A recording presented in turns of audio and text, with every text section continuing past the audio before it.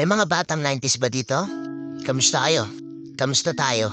Alam niyo sa totoo lang tayo may pinakamasayang kabataan. Tayo yung mga kabataan noon na napakababaw ng kaligayahan. Tayo yung mga batang batak sa karawan kahit napagalitan ng magulang, okay lang basta maipaglaro sa mga kaibigan.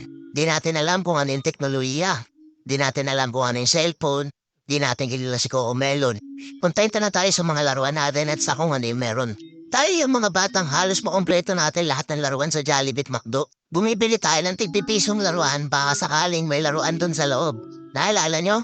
Noong mga panahon, naghahanap pa tayo ng gagamba kung saan-saan. Naghahanap tayo ng mga sanga ng puno para maipaglaro ng baril-barilan.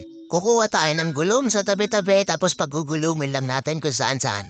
Abibwisit tayo kapag hindi tayo pinayagan ng magulang natin maipaglaro sa mga kaibigan natin sa ulanan. Tayo yata yung mga huling batch ng mga bata na nakikipaglaro pa ng tagu-taguan.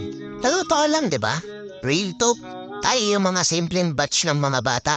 Tayo yung mga batang napakasimple lang ng kaligayahan. Pero yung mga batang yun ngayon nagsilakihan na. Nandito na tayo sa tunay na hamon ng buhay.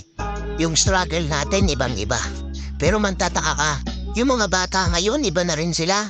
Yung mga bata ngayon feeling nila mas magaling pa sila sa magulang nila.